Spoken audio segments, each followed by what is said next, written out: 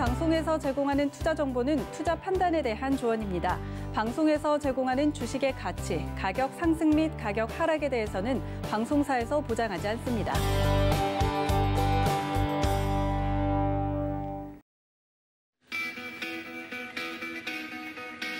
안녕하세요. 고수익 작전 타임 진행의 이수연입니다. 전일 유가증권 시장은 외국인의 매도 폭탄 때문에 1%대 급락 마감했습니다. 개인들이 다시 한번 3조 원 가까이 매수세를 올렸지만 방어에 실패했습니다. 코스닥 시장도 마찬가지로 외국인들이 5거래일 연속으로 순매도에 나서면서 지수의 하락을 이끌었습니다. 또 전일 발표된 미국의 소비자 물가지수는 월가의 예상치를 훌쩍 뛰어넘은 4.2% 발표하면서 13년 만에 최대폭이 나왔습니다. 이는 팬데믹 이전보다도 훨씬 더 높은 물가지수가 발표된 건데요. 이에 따라 조기 금리 인상이나 테이퍼링 같은 연준의 긴축 정책 우려가 재점화되고 있는 상황입니다. 뉴욕 3대 지수 일제히 급락 마감했는데요. 오늘장 대응 꼭 필요할 것으로 보입니다. 오늘 고수익 작전 타임과 함께 하시면서 대응 작전 세워보시기 바라겠습니다. 그럼 오늘의 투자 작전 화면으로 만나보시죠. 네, 신승용의 작전 키워드 시간에서는 ESG 바람이라는 주제로 요즘 가장 기업들에게서 핫하게 불어오고 있는 ESG에 대해서 분석해드립니다. 허반석의 작전 리포트 시간에서는 삼성물산에 대해서 알려드리겠습니다. 그룹 내 위상에 비해 주가가 저평가되어 있다는 주제로 자세한 분석 도와드립니다. 이주연의 주유소 포트에서는 MSCI 신규 편입 종목인 HMM 신고가 달성이라는 주제로 HMM 자세한 분석 도와드립니다.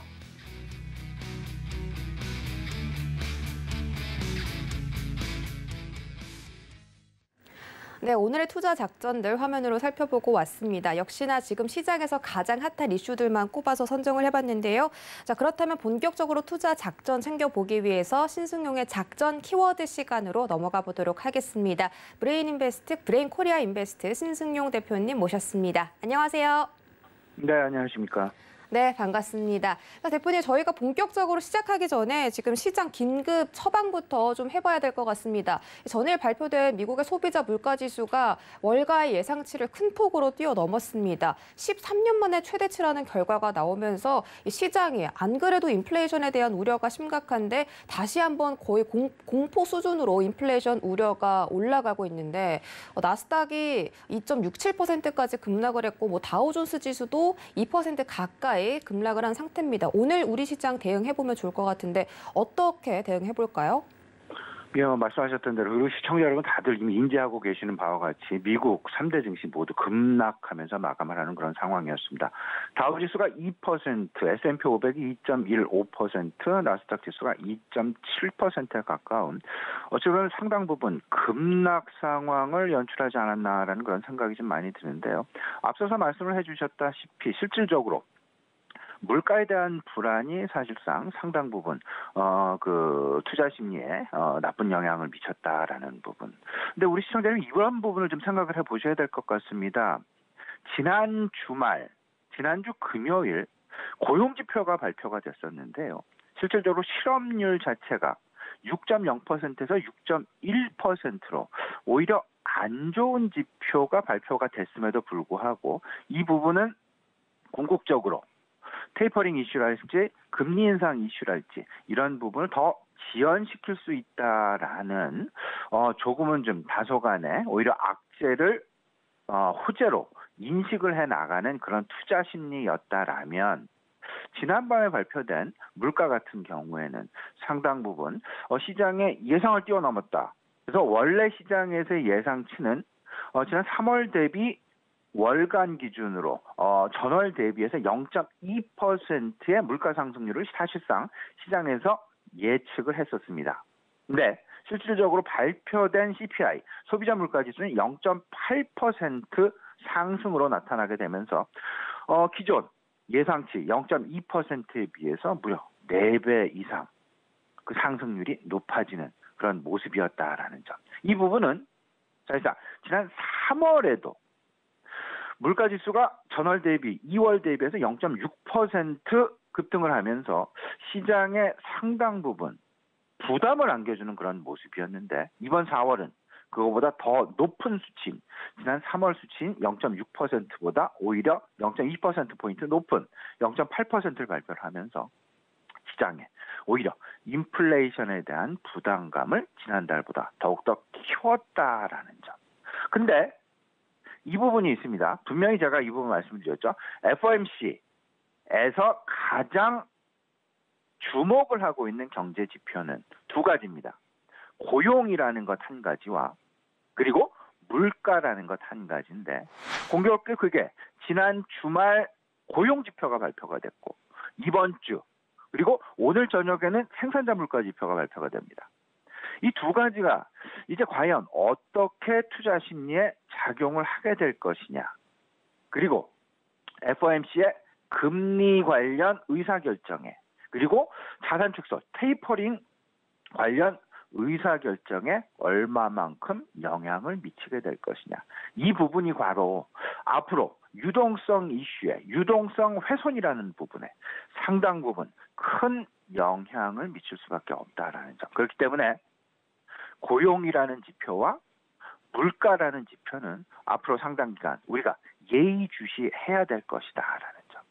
안타깝게도 사실상 최근에 원자재 가격이 오르지만 않았다라면 사실상 그 소비자 물가 지수의 상승 부분은 오히려 조금 좀 긍정적인 이슈로 받아들일 만할 수 있었다라는 그런 가능성 제기할 수 있을 것 같습니다. 하지만 지금 불안 요소로 작용하고 있는 유동성 이슈 여기에 원자재 가격이 시장의 전망치보다 시장이 예상하는 부분보다 그 상승폭이 조금 더 가파르게 나타나게 되면서 이런 부분들이 생산자 물가 지수에 영향을 미치게 될 것이고 이 부분은 궁극적으로 소비자 물가 지수에 영향을 미치게 될 것이다. 물가 지수는 크게 두 가지로 나뉘게 됩니다.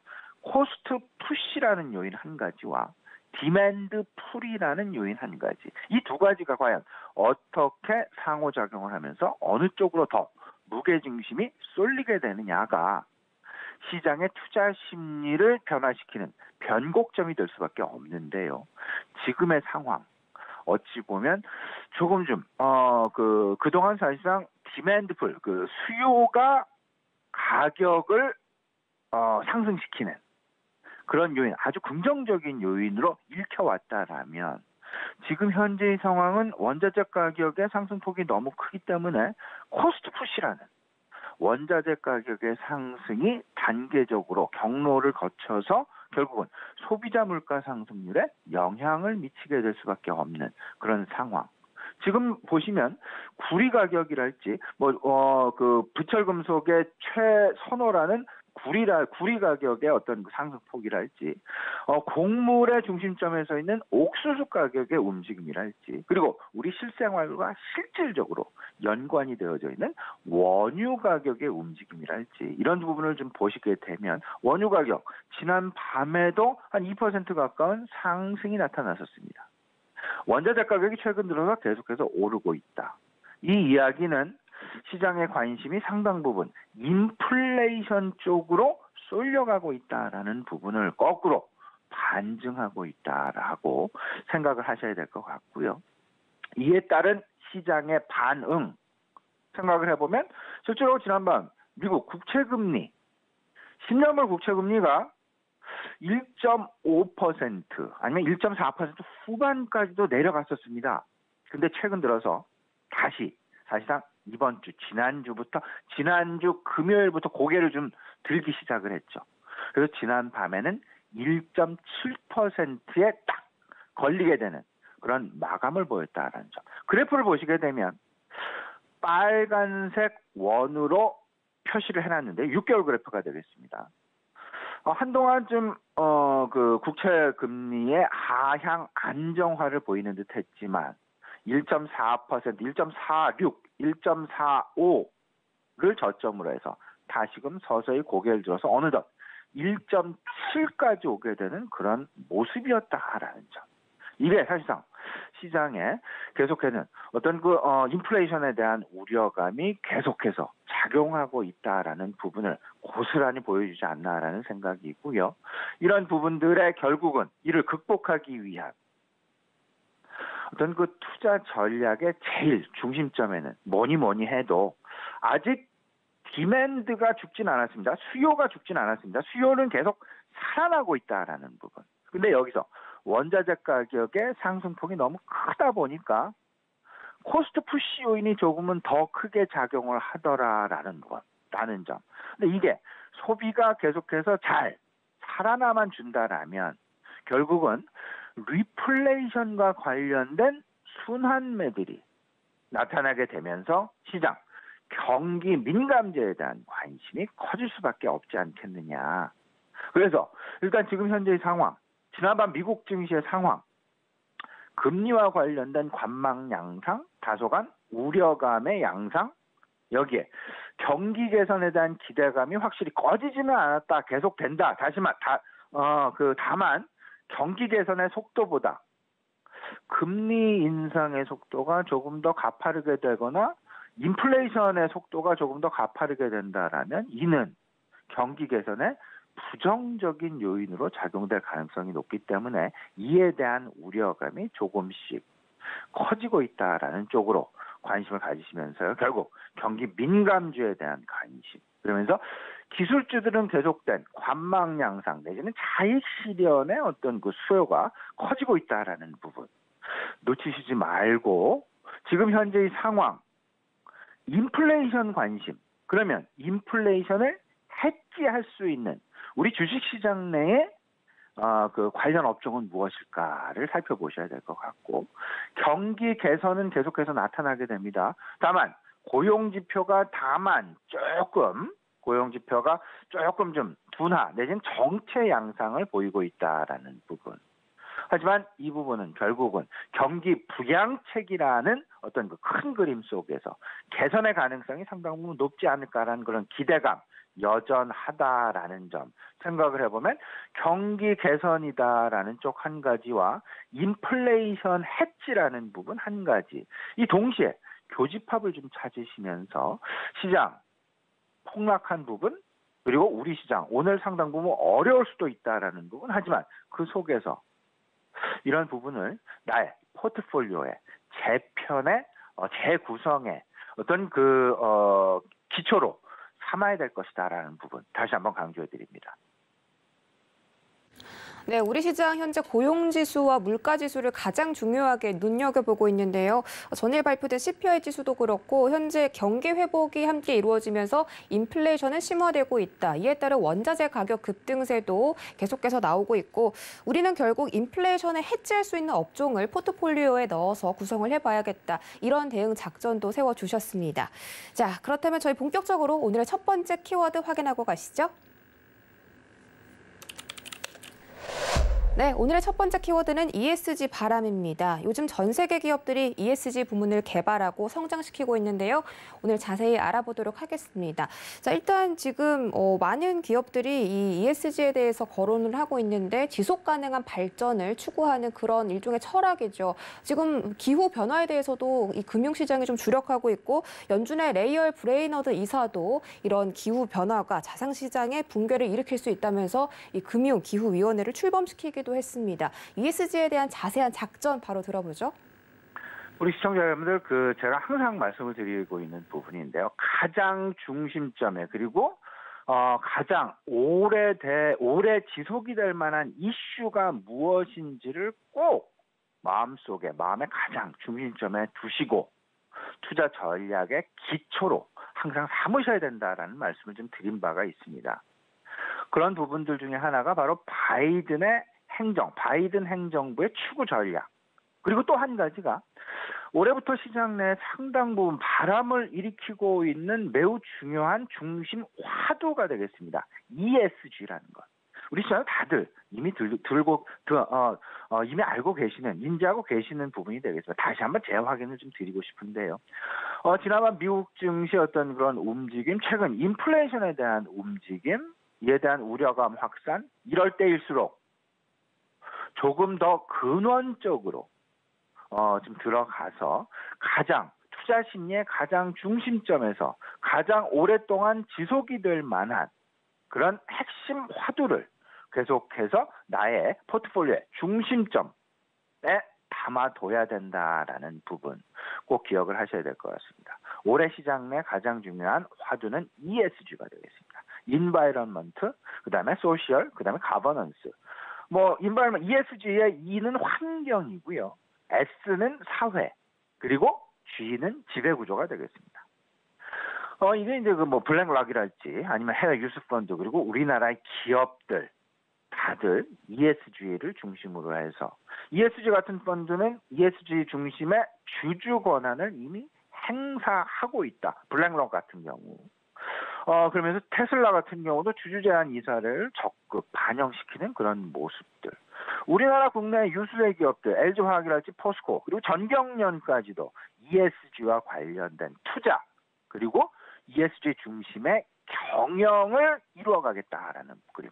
그러면 이에 따른 시장 내 움직임, 개인 투자자들은 아닐 수 있는데요. 개인 투자자들의 간접 투자를 담당하고 있는 국내 기관 투자자들의 신규 펀드 출시, 그리고 외국 펀드들의 신규 펀드 출시, 그 속의 중심점에 ESG가 자리 잡고 있다라는 점. 최근 출시되고 있는 국내 펀드들 중에 가장 많은 부분을 차지하고 있는 것이 바로 ESG 펀드, 그리고 G2, 미국과 중국과 관련된 펀드, 그리고 또 한 가지가 공모주 펀드가 되겠습니다. 근데 이 부분, 펀드가 출시된다. 그럼 돈을 모은다는 얘기죠. 펀드가 출시돼서 펀드가 실질적으로 집행이 되게 되면 ESG와 관련된 펀드가 출시가 된다면 ESG 관련주의 매수세가 증가할 수밖에 없습니다. 왜냐하면 기관들이 펀드 구성을 했기 때문에 그 펀드를 채워야 되니까. 그렇게 되면 당연히 ESG 관련주의 수급은 개선될 수밖에 없지 않겠느냐. 투자 시장의 지금 현재 대세 ESG가 되겠습니다. 이러다 보니까 ESG 전체적으로요. 그 평가 부분, 상당 부분, 수익률 확보에 상당 부분 유리할 것이다라는 건 전망 우수하고요. 그 다음에 금투협에서 이미 과거 조사를 한 바가 있었습니다. 지난 2020년 1분기가 돼서 시장 상당히 안 좋을 때였습니다.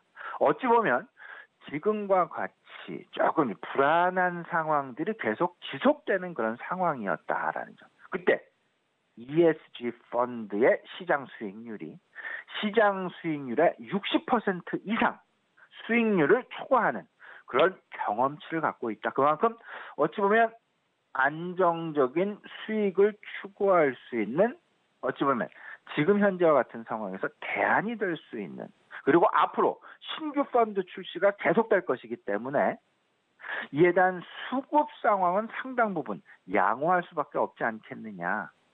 여기에 우리는 초점을 둬야 될 것 같습니다. 따라서 ESG 관련 산업, 친환경은 당연히, 신재생도 당연히 여기에 스마트까지 들어가게 됩니다. 스마트에는 AI도 있고 자율주행도 있고 다양한 부분들이 있겠죠. 스마트 기업들, 스마트를 추구하는, 소위 말하는 4차 산업혁명을 추구하는 기업들. 여기에 지주회사 이슈 분명히 나타나게 됩니다. 가버넌스와 관련된 부분은 지주회사를 중심으로 펼쳐지기 때문이다라는 점. 지주회사와 관련된 부분들, ESG 관련 산업군, 분명히 지금과 같은 좀 우려감이 있는 상황들 속에서는 사실상 실질적인 투자 대안이 될 수 있다라는 부분 생각을 좀 해두셨으면 좋겠습니다.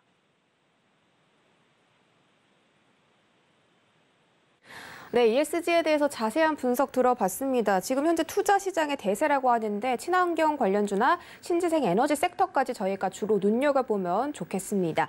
자, 저희 다음으로는 이제 인플레이션 해지 업종에 대해서 말씀을 주셨어요. 앞으로 이렇게 인플레 우려가 심화되는 시장 어떻게 대응할지 작전을 좀 자세하게 세워주시면 좋을 것 같은데 오늘자 시장에서 또 추가로 더 주목할 만한 섹터나 종목 같은 것이 있을까요? 네, 우리 시청자님 이 부분 인플레이션이 왜 나타나는지를 생각을 하셔야 될 것 같습니다. 제가 과거에 우리 시청자님과 좋은 인플레이션과 나쁜 인플레이션에 대해서 말씀을 드린 바가 있었습니다. 나쁜 인플레이션은 경제의 회복을 능가하는, 경제의 회복 수준을 넘어서는 시장 내 유동성 거품이다라는 말씀을 좀 드렸었고요. 좋은 인플레이션은 실질적으로 경제가 회복이 되고 경제가 개선이 되어 나가면 서서 인플레이션은 쫓아올 수밖에 없는 그런 경제 현상이다라는 부분을 말씀을 좀 드렸습니다. 시장에서 가장 선호하는 인플레이션율은 2%가 되겠습니다. 2%를 지금 넘어섰죠. 안타깝게도. 실질적으로 전월 대비 0.8%, 전년 연율로 따지게 되면 4.2%. 실질적으로 시장이 선호하는 인플레이션을 넘어서는 소비자 물가 상승률, 미국 기준입니다.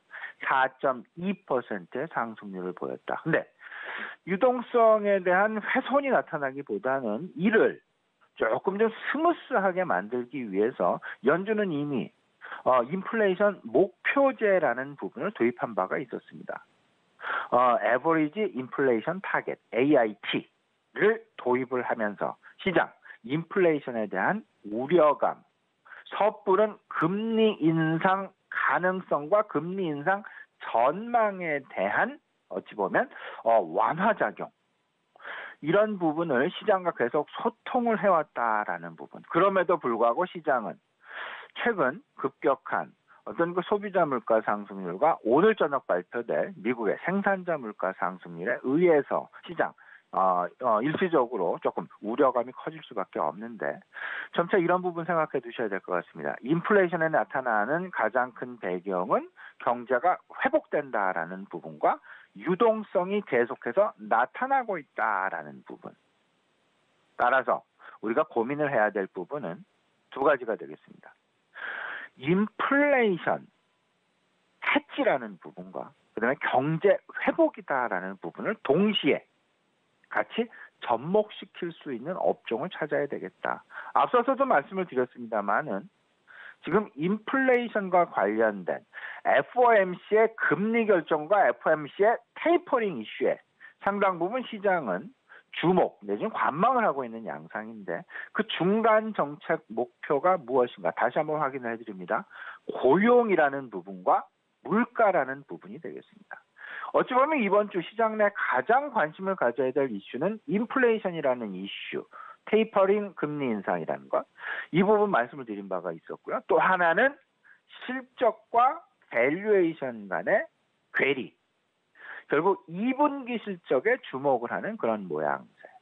세 번째 우리가 관심을 가져야 될 부분은 폭발 소비와 이연 소비라는 부분.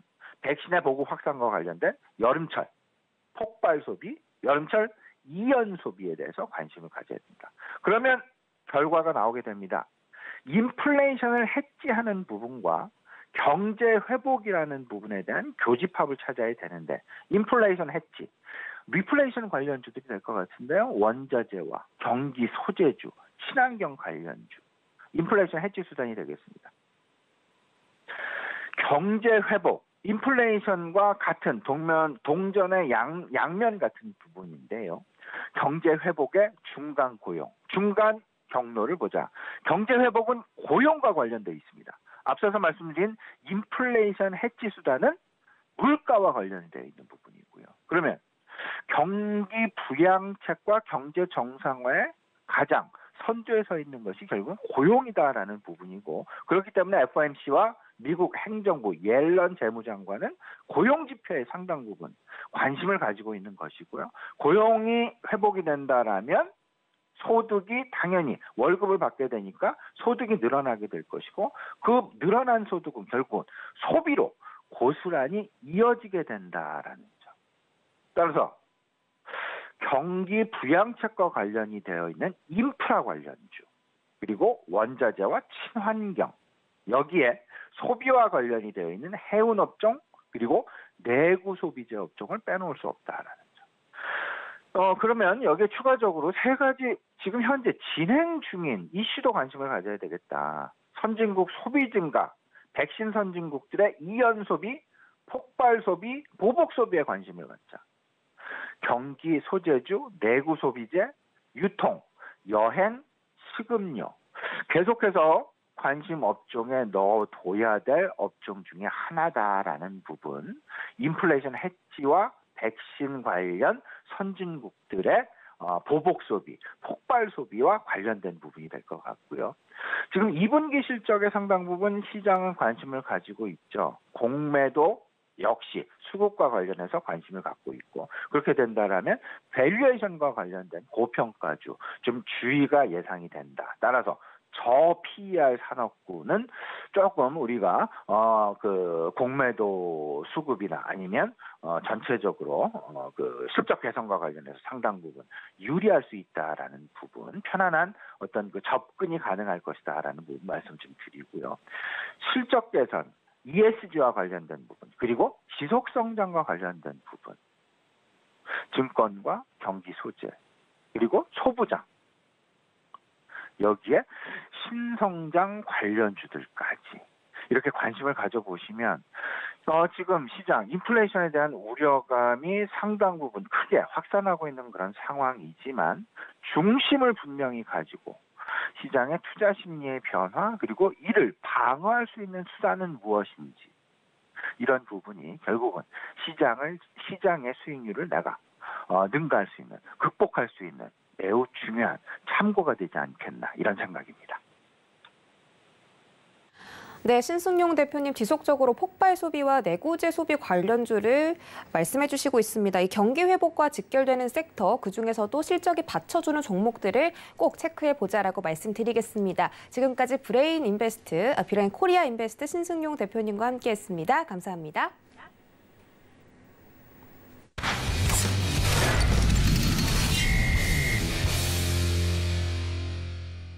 네, 이어지는 시간은 허반석의 작전 리포트 시간입니다. 증권가에 쏟아지는 리포트들, 어떤 것이 진짜 빛나는 리포트인지 저희가 자세하게 분석해 드리도록 하겠습니다. 허반석 전문위원 모셔볼게요. 안녕하세요.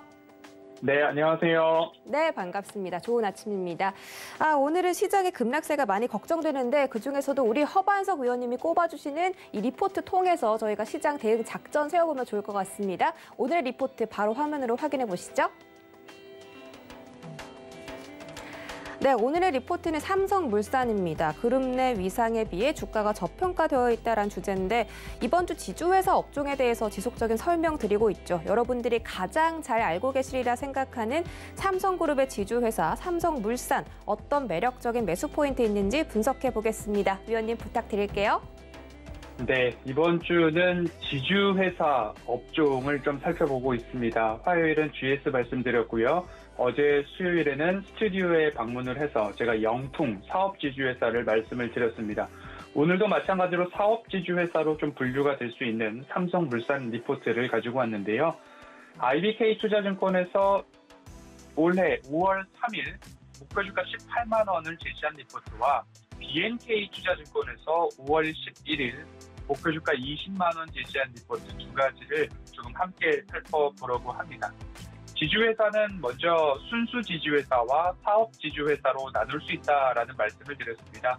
타 기업의 주식을 보유함으로써 그 기업을 경영, 지배, 관리하는 사업을 목적으로 하는 회사, 그것만 하는 회사, 순수 지주회사라고 불리우고요. 사업 지주회사는 내가 하고 있는 사업을 하면서 다른 회사를 지배, 경영, 관리하는 일까지도 함께 하는 회사, 사업 지주회사라고 불리고요. 그리고 은행이나 증권사들을 갖고 있는 금융지주회사, 은행지주회사, 그리고 SK텔레콤 사례에서 보았듯이 중간지주회사라는 단어들까지 우리 주변에서 불리우고 있습니다. 사업지주회사인 삼성물산 같은 경우에는 건설하면 아파트 브랜드 하나 생각나실 거고요. 상사, 물산이죠. 그리고 패션 하면 또 제일모직에서부터 이어져 오고 있는 패션 브랜드 생각나실 겁니다. 그리고 이번 5월 5일 눈치 보기에 실패했다라고 하면서 리조트 사업하면 또 용인 생각나실 거고요. 그리고 골프장 사업까지도 영위를 하고 있습니다. 종속회사로는 대표적으로 삼성전자의 지분 5%를 소유하고 있고요. 삼성생명도 19.3%의 지분을 소유하고 있습니다. 그 외로 국내 6개 그리고 해외 106개 종속회사를 가지고 있는 기업이다라고 보시면 좋을 것 같습니다. 이렇게 삼성물산에 대해서 말씀을 드리고 있는데 삼성물산이 어느 수준까지 이제 올라가느냐, 그리고 계열사 지분 구조는 어떻게 되느냐를 보시면 지금 보여드리고 있는 이 그래프와 동일하게 앞으로 경영권과 지배 구조 그리고 지분 승계 구도상 삼성그룹의 최정점에 위치하게 되는 그룹 내 기업이다라고 보시면 됩니다. 그래서 이와 같이 봤을 때에 일정 부분 지분 구조나 승계 구도가 마무리되어 갈 시점이 되면 삼성물산의 가치 조금 더 부각될 수 있다라는 부분 전망이 됩니다. 관계사 보유 지분 가치에 대비 주가는 여전히 저평가 수준이다. 삼성생명보험과 삼성전자 이렇게 각각 지분을 가지고 있는데 이 지분 평가 대비 삼성물산의 가치는 여전히 저평가다라고 좀 보고 있습니다. 이 부분을 조금 더 살펴보시면 삼성전자의 지분율 5%, 삼성 SDS의 지분 17%, 삼성 바이오로직스의 지분 43%, 삼성생명은 19%, 삼성 바이오에피스는 지분이 50%를 소유하고 있는 그런 형국입니다. 이러한 지분 가치들을 어떻게 조금 더 살펴볼 수 있을까라고 보면 현재 IBK 투자증권에서 산정한 가치는 상장 계열사는 21조 4,700억 원을 넘어갑니다. 할인율을 40%를 적용을 했을 때 일부 그런 부분으로 평가가 되고 있고요. 그리고 관계 계열사는 약 5,580억 원 정도, 그래서 총 54조 2,300억 원을 조금 넘어가고 있는 그런 모습입니다. 이러한 지분 가치를 계산했을 때에 나오는 목표 주가가 약 18만 원 정도다. 18만 6천 원 정도다. 그래서 IBK 투자증권에서는 삼성물산의 목표 주가를 18만 원으로 제시를 해주고 있는 그런 모습입니다. 하지만 오늘 제가 비교를 하려고 가지고 나온 BNK 투자증권의 5월 11일자 리포트입니다. 이 리포트에서는 사업지주회사이기 때문에 일부 경기 민감 사업에 대해서 건설, 경기 호조에 따라서 이러한 영업적인 측면도 조금 반영을 해줘야 한다라는 그런 부분들 언급을 해주고 있습니다. 21년도 영업이익 증가할 전망이다. 매출액은 32조 4천억 원 넘어가면서 YOY 기준으로 7.4% 증가한다. 그리고 영업이익도 1조 2,450억 원 전망이 되면서 YOY 기준으로는 45% 이상의 성장이 전망된다라는 부분들. 그래서 영업 부문의 가치를 6조 4천억 원에서 7조 7천억 원으로 조금 상향 조정을 하고 지분 가치를 따져본다라고 한다면 좀 전에 말씀드렸던 IBK 투자증권에서는 할인율을 40% 적용을 했지만 BNK에서는 보수적으로 49%까지 할인율을 적용을 한다 하더라도 주요 상장사의 지분 가치는 27조 6천억 원까지 조금 더 크게 바라보고 있는 부분입니다. 전일 종가 13만 6,500원을 기준으로 본다면 목표 주가 20만 원까지 상승 여력도 45% 이상 남아있다라고 좀 보여지고 있는 그런 모습입니다. 제가 누누이 말씀을 드리지만 지주회사는 연결 기준 실적으로 보시고 그리고 보유하고 있는 자산 가치도 조금 보셨으면 좋겠다라는 말씀을 좀 드리고 있습니다. 현 구간에서는 지분 가치에 대한 부분들만 조금 나와 있지만 부동산 가치, 용인에 있는 일대 부동산이나 아니면 삼성 바이오로직스뿐만 아니라 삼성 바이오에피스 등등의 사업 가치나 내재 가치를 조금 더 판단해 본다면 일부분 추가적인 목표 주가 상향에 대한 전망에 저도 고개를 끄덕이게 되는 그런 부분들이 있습니다. 마찬가지로 BNK 투자증권 리포트에서는 건설 부문 수주 효과를 조금 더 크게 보아야 되고 이 부분에 있어서는 장기 호황으로 앞으로 2년 내지 3년 동안에 조금 더 호황이 이어지게 된다면 영업 가치를 적어도 6조 4천억 원에서 7조 7천억 원으로 상향 조정한 부분에 대해서도 마찬가지로 고개를 조금 끄덕이게 되는 부분 사실이다라는 말씀드리겠습니다. 기술적 분석을 조금 해보자면 이렇게 조금 살펴볼 수 있을 것 같습니다. 현재 초장기 바닥 라인을 한번 이렇게 보면 이러한 구간이 나오고요. 최근에 있어서의 현재 리포트상, 현재 차트상 최근에 추세선을 그어본다라고 한다면 이 정도 라인이 잡힐 수 있을 겁니다. 장기 추세 바닥으로는 빨간색 라인을 제가 그어 놓았습니다. 그러면 이 구간에서는 반등이 나오더라 있다라는 부분 한번 살펴볼 수 있고요. 코로나 팬데믹 구간을 저점을 통과하면서 다시 한번 이러한 부분들, 경영권 승계에 관한 부분에 있어서도 잡음, 리스크들이 좀 있어서 하락을 조금 더 이어온 그런 흐름입니다. 하지만 이 바닥을 거치면서 다시 상승해주고 있는 모습인데 초장기 추세 바닥으로는 12만 원대가 일부 바닥으로 조금 이어지고 있는 그런 흐름이고요. 중장기 추세선은 현재 이러한 차트 상으로 빨간색 동그라미와 파란색 추세 라인을 조금 지켜주면서 다시 올라가 주고 있는 그런 모습입니다. 현 구간대 가격 매력도를 본다라고 한다면 일부 13만 원대 조정이 주어진다라고 한다면 121선 13만 원 가격대에서 재차 접근이 가능하지 않을까라는 말씀을 좀 드려보고자 합니다. 지수의 박스권 등락과 마찬가지로 너무 높지 않은 가격에서 매수를 하셔야 장기적인 호흡, 롱텀 전략으로 기업을 바라볼 때에 조금 유효하고 개인 투자자분들이 너무 어쩌다가 장기 투자를 하게 되고 물려서 강제로 장기 투자를 하게 되는 그런 부분에 있어서 고통을 줄일 수 있는 방법은 추세상 저위험 구간에서 매수를 해야 된다라는 부분들, 지수의 박스권 등락 그리고 최근 미국으로부터 시작된 인플레이션 우려가 국내 증시에도 영향을 미쳐오고 있기 때문에 이 구간 너무 급하게 대응하시기보다는 현금 보유 여력도에 따라서 조금 기다렸다가 매수하는 전략이 국내 시장 움직임에서는 조금 유효한 전략이 아닐까라는 말씀을 드리고 싶습니다. 여지없이 조금 한 번 더 마음의 말씀을 좀 드리고 싶습니다. 어쩌다가 장기 투자하시는 것보다는 자발적으로 장기 투자를 하시자라는 말씀을 드리고 싶고요.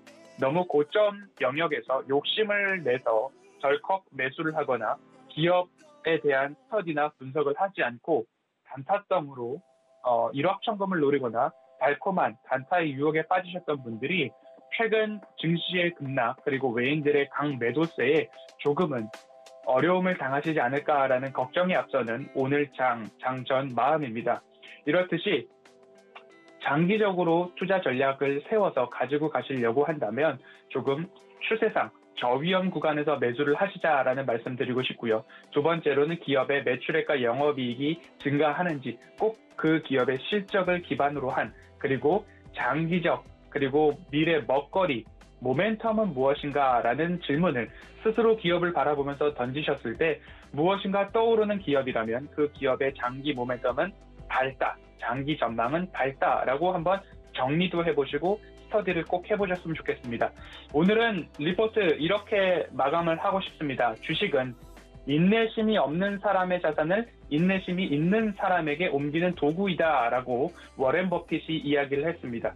대형 우량주 매매에 있어서 수익 극대화의 키포인트 여전히 인내심이다라고 말씀을 드리면서 이번 주 지주회사 보고 있고요. 오늘은 삼성물산 리포트 여기까지 살펴보도록 하겠습니다. 네, 삼성물산에 대한 리포트 자세한 분석 감사합니다. 연간 매출액 호조 전망이 있고 또 중장기적으로도 좋은 종목이라고 하니까 여러분들께서 참고해 보시면 좋겠고 다만 지금은 외국인들의 매도세가 거친 시장 조정 기간이니까 대형주를 매수하실 때는 유의해서 성공 투자하시기 바라겠습니다. 저희 내일 리포트도 기대해 볼게요. 허반석 의원님 고맙습니다. 감사합니다. 네, 지금부터는 이주현의 주유소 포트 함께 해보도록 하겠습니다. 양봉샤스 이주현 의원님 바로 만나볼까요? 안녕하세요. 네, 안녕하세요. 네, 반갑습니다. 자, 오늘은 또 5월 13일, 조금은 걱정되는 목요일입니다. 일단 오늘 저희가 우리 이주현 의원님의 주유소 포트를 먼저 확인해야 되기 때문에 포트 운용 방법부터 체크하고 가시죠. 네, 이주연의 주유소 포트폴리오 운용 원칙입니다. 첫 번째 바닥난 포트폴리오를 접수하고요. 두 번째로는 기존 종목들을 손절하고 전문가 추천주로 포트를 운영합니다. 전문가당 한 종목 추천을 원칙으로 하고 제시된 손절가나 목표가 터치 시에는 포트에서 제외합니다. 마지막으로 최고 수익률 선정 기준은 종가로 하고 있습니다. 그럼 자세한 포트폴리오 확인하시죠. 네, 우리 이주연 의원님의 주유소 포트 종목 대부분이 수익 나고 있습니다. 동신건설이 14% 수익, 삼익 THK가 15% 가까이 수익률 올려주고 있고요. 비교적 최근에 편입된 종목인 이베스트 투자증권과 현대코퍼레이션 역시 5%대 수익률 달성하고 있습니다. 네, 다음 장도 살펴보시죠. 네, 안랩은 지난주에 편입된 종목입니다. 5월 10일에 편입됐고 매수가 67,000원, 목표가 8만 원 바라보면서 지금은 약보합 수익률 가지고 있습니다. 네, 저희가 이렇게 포트폴리오 종목까지 체크하고 왔습니다. 역시 우리 이주연 위원님의 종목 수익률 정말 대단한 것 같은데 일단 저희가 빅텍 이 종목을 손절했기 때문에 좀 알아봐야 할 것 같아요. 4월 12일에 편입된 종목이고 전거래일, 그러니까 지난 거래일 종가가 7,150원에 마감을 했는데 지금 이 손절가가 7,200원이었어요. 그래서 지금 이 종목에 대한 자세한 분석을 알아보면 좋을 것 같은데 빅텍 같은 경우는 차트를 보면 이 고점을 터치하고 나서 거의 1년 가까이 횡보를 박스권에서 움직이는 그런 모습이거든요. 어떻게 대응해보면 좋을까요? 네, 좀 전에 말씀하신 것처럼 이제 빅텍 같은 경우 이제 급등 이후에 주가가 빠지지 않으면서 박스권 형태로 기간 조정을 굉장히 오랜 기간 잘 거쳐왔습니다. 거의 뭐 대략 1년 정도의 시간을 지금 박스권 흐름으로 이어왔는데요.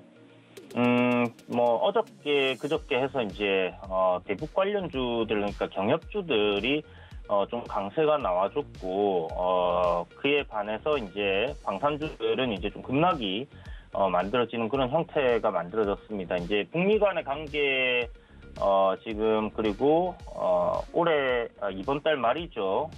한미 정상회담이 이제 이렇게 예정되어 있는 상황인데 뭐 미국에서 이제 뭐 보냈던 무슨 서한을 북한이 뭐 잘 받았다 뭐 이런 이야기가 나오면서 이제 관계가 조금 개선되는 거 아니냐, 딱히 이제 뭐, 강한 어조로 이야기를 한다든지, 나쁜 이야기는 없었기 때문에, 지금 방산주들, 그러니까 한마디로 이제 관계가 좀 악화됐을 때 올라갈 수 있는 그런 종목이다라고 생각을 했던 부분인데요.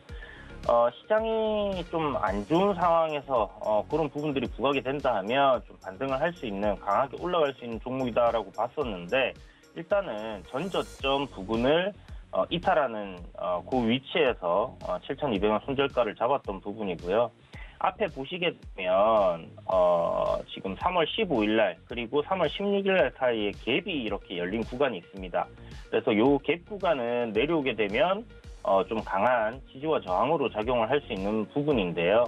어저께 이제 저점 부분이 이 구간에 보시면 이제 갭 구간 하단에 이탈을 하지 않으면서 좀 지지를 해주는 듯한 그런 모습을 보여줬습니다. 그래서 이 구간에서의 이제 되돌림이 만들어진다고 하면 빅텍은 뭐 계속해서 박스권 흐름으로 좀 이어갈 가능성이 높다 이렇게 생각을 해두시고 보시는 게 좋을 것 같고요. 추세적으로 단기적인 추세 흐름을 보게 되면 이러한 추세대 그러니까 보시는 것처럼 저점끼리 이렇게 잡아가는 추세 라인을 어저께 이제 이탈함으로써 이 3거래일 안으로 좀 전에 말씀드린 것처럼 요 7,030원의 갭 구간 저항을 지켜주고 저점을 지켜주고 그리고 나서 상주 안으로 그러니까 3일 안으로 요 추세 저항을 갖다 돌파를 해주게 된다면 다시 한번 반등 흐름으로 박스권 상단까지 올라올 수 있다 이렇게 생각이 듭니다. 그래서 만약에 지금 보유하신 분들이 있다 그런데 손절을 못 하셨다 하시는 분들이 있다면 반등 시점을 활용해서 비중 축소하시고 일단은 적은 비중으로 박스권 상단까지의 반등을 한번 기다려보시는 전략도 괜찮지 않겠나라고 생각이 들고요. 하단으로는 7,000원 요 가격대 이탈하면 또 주유소에서 제가 좋은 종목으로 여러분들 금방 복구하실 수 있도록 할 테니까 너무 한 종목 연연하시지 마시고 뭐 손절을 하시든지 아니면 비중을 절반 이상 축소하시는 전략으로 진행을 해보시는 것도 좋을 것 같습니다. 네, 만약 아직까지 빅텍을 보유하고 계신 분들이라면 비중 축소를 권해드렸고요. 박스권 상단까지 기다리는 흐름도 유효하다. 다만 지지선 7,000원은 체크하자라고 말씀을 드렸습니다.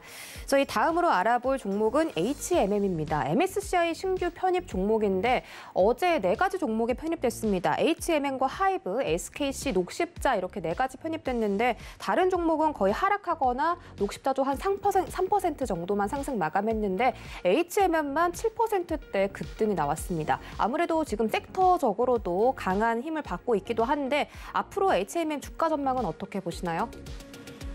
네, 뭐 여전히 굉장히 좋게 전망을 하고 있고요. 앞서 이제 도너리포트에서 이제 편입을 시켜놓고 한 20% 정도 수익권에서 포트폴리오 5종목이라는 이제 제한 때문에 고민을 하다가 일단 포트에서 제외를 시켰는데 시청자분들께서 이제 대부분 수익이시다고 생각을 했고요. 무난하게 상승세 계속 이어갈 거다라고 봤었습니다. 그래서 조금 더 리뷰가 필요한 종목들 같은 경우는 포트에 남겨두는 그런 전략을 택했는데 예상대로 지금 잘 올라온 것 같아요.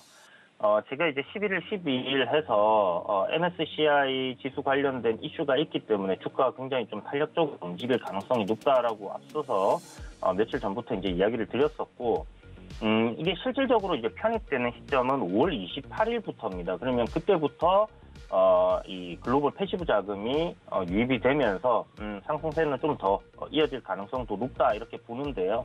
보편적으로 MSCI 지수에 편입이 되면 이 편입되기 전에 기대감으로 상승을 하고 편입된 이후에는 재료 소멸로 이렇게 좀 조정이 나오는 경우들이 많습니다. 그런데 HMM 같은 경우는 지금 실적이 워낙 폭발적으로 이제 증가를 하는 부분이기 때문에 거기에 대한 주가적인 밸류에이션 부담이 굉장히 낮은 상황이고 그래서 추가적인 상승 흐름들이 좀 더 이어지고 있다라고 보시면 좋을 것 같아요. 월봉상의 5만 원이 이제 기술적인 저항 부분이라서 그 근처에서 좀 쉬어갈 가능성에 대해서 제가 말씀을 드렸었는데 일단 보시면 지금 이격이 21선과 현재 주가 간의 이제 이격이 굉장히 좀 벌어져 있습니다. 앞서도 한번 이제 이렇게 벌어졌던 이격 때문에 기간적인 조정을 거쳤다가 지금 상승 흐름이 나오고 있는 부분이고요. 이번에도 비슷하게 좀 조정이 나올 가능성도 여러분들이 열어두셔야 될 것 같은데 일단 뭐 올라가는데 추격 매수하실 필요는 없겠죠. 그래서 조정을 잘 기다려 보시고요. 이번에 나오는 조정은 뭐 단기적으로 반짝 반등이 나오는 그런 걸 노리신다면 모르겠지만 모아가시는 전략이라면 일단 여기 앞서서 한 3월 말쯤에 만들어졌던 이러한 조정이 비슷하게 만들어질 수도 있다라는 부분을 염두에 두시고 조금 분할로 접근을 하시는 게 좋겠다라는 생각이 듭니다. 그래서 그런 조정 거치고 다시 상승이 올라갈 가능성 열어두시고요. 뭐 1차적으로 목표가 잡아드렸던 5만 원 정도에서는 비중을 뭐 좀 축소를 하시는 전략으로, 왜냐하면 시간적으로 조금 걸릴 가능성이 있기 때문에 5천 원대부터 뭐 한 5만 2천 원, 5만 원에서 5만 2천 원 사이에 이제 강한 저항대가 있다라는 부분은 확인을 해두셔야 될 것 같습니다. 그래서 단기적인 조정을 받고 갈 가능성에 대해서 열어두시고 조정 이후에는 또 강한 상승이 나오겠죠. 적정 주가까지 상승을 한다라고 하면 여전히 굉장히 큰 업사이드를 가지고 있는 종목입니다. 그래서 크게 걱정하실 필요 없이 시장 지금 조정 나오는데도 매우 강하게 올라가는 종목 굉장히 드물죠. 조정 시에는 매수 관점으로 접근하시되 좀 전에 말씀드린 것처럼 기간 조정을 좀 거칠 수 있으니까 관점은 매수 관점인데 좀 보수적으로 최대한 분할로 시장도 지금 안 좋으니까 접근을 하시는 게 좋지 않겠나 이렇게 생각이 듭니다. 그래서 뭐 관점은 여전히 상승세로 보고 있다. 다만 좀 조정을 대비를 해서 저점 매수 최대한 노려보자. 어차피 시간 지나면 저점 구간을 다시 지나서 시세는 크게 날 가능성이 높은 종목이고요. 해운주들 지금 뭐 페노션이라든지 아니면 대한해운 뭐 이렇게 보시는 분들 많으신데요. 일단 페노션이나 대한해운은 대한입니다. 말 그대로 해운주들 중에서 지금 대장은 HMM이기 때문에 다른 종목들보다는 HMM을 조정 나올 때 대장주를 매수하시는 것을 권해드리겠습니다. 네, HMM은 상승세 이어질 가능성이 높다. 깜짝 실적까지 발표하면서 밸류에이션 부담까지 저하된 상황이고요. 최대 5만 2천 원까지 저항선 체크하시면서 들어가자라고 전략 세워드렸습니다. 저희 마지막으로 현재 인플레이션 우려 커지고 있는 시장 속에서 오늘자 시장 대응 작전 좀 잠깐 물어볼게요. 어떻게 생각하시나요? 네, 참 지금 CPI가 이제 발표가 됐는데 예상치보다 좀 너무 높게 나왔다라는 부분이 지금 증시 급락의 요인으로 잡힌 것 같습니다. 그러면서 이제 10년물 국채 금리도 최근에 조금 안정세를 찾아서 속도 조절을 하고 있었던 상황인데 상승이 나오고 있고요. 10년물 미국 채금리 전망은 뭐 올 연말까지 한 2% 정도 대부분 다 그렇게 생각을 하고 있는 부분이고, 전체적으로 이제 인플레이션, 그러니까 물가 상승은 나올 것이다라는 부분에 대해서는 다들 동의를 하고 있던 그런 상황이었는데, 생각보다는 좀 가파르지 않았나 이렇게 보여지는 것 같습니다. 아무래도 이제 백신 접종 이후에 미국에서의 보복 소비가 좀 늘어난 그런 부분들이 영향을 미쳤다라고 보여지고요.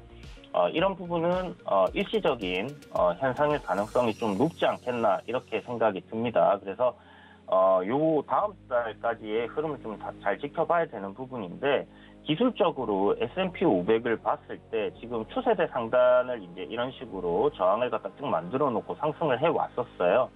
요 추세대 상단을 이제 평행 이동시켜서 우리가 이제 추세대 하단을 생각을 해본다면, 일시적으로 이렇게 급락이 나오면서 이탈시켰던 부분들이 잠시 있긴 했지만 바로 회복을 시켜주면서 이제 추세를 유지를 해줬던 부분이 있습니다. 그런데 지금 보시는 것처럼 S&P 500이 요 구간은 지금 이탈한 상황이고, 그렇다면 여기서는 뭐 단기간에 한 2, 3일 내로 반등 흐름이 나와줘서 추세대를 다시 회복시키는 그런 흐름이 만들어진다면 우상향 기조는 계속 이어질 거다라는 생각이 들고요. 그렇지 않다고 하면 이 구간에서의 기간 조정을 좀 길게 가져갈 가능성도 열어놔야 된다라는 부분이죠. 최근에 이제 상승을 했던 파동을 보면 이 상승 파동의 한 중심 가격 정도까지 지금 조정이 나온 상황이기 때문에, 역시나 좀 전에 말씀드렸던 추세대 하단 부분에서의 반등, 그리고 기술적으로 중심 가격에서의 반등 흐름이 만들어져야지 기술적으로는 상승세를 계속 이어가는 그런 흐름으로 볼 수 있을 것 같습니다. 지금 시장이 좀 좋지 않은 상황이기 때문에 아침에 사실 갭이 어느 정도 하락해서 출발할지는 모르겠지만 큰 폭의 갭, 그러니까 2%에서 3% 정도 갭 하락이 나와서 출발을 하게 된다면 시장이 아침부터 이제 반등을 쭉 해서 올라가는 그림이 될 거고요. 그렇지 않고 뭐 한 1% 정도의 조정 갭으로 만약에 시작하게 될 경우는 아침에 반등하는 흐름이 나왔다가 장중에 하루 종일 이제 빠지는 그런 그림으로 갈 가능성도 여러분들 열어두시고, 시장은 조정 나올 때마다 저점 매수 관점이긴 하지만 분할 매수로 최대한 여러분 보수적으로 대응을 해가시면 좋을 것 같습니다. 네, 장초에는 반등했다가 오후께 낙폭이 발생할 수 있다는 가능성을 알려주셨고요. 지금까지 작전 세워주신 이주연 위원님 보내드리겠습니다. 고맙습니다. 네, 감사합니다. 네, 오늘 고수익 작전 타임 통해서 세워본 전략으로 이제 실전에 사용하셔야겠죠. 저희는 잠시 뒤 순간포착 매매 시그널로 돌아오도록 하겠습니다. 고맙습니다.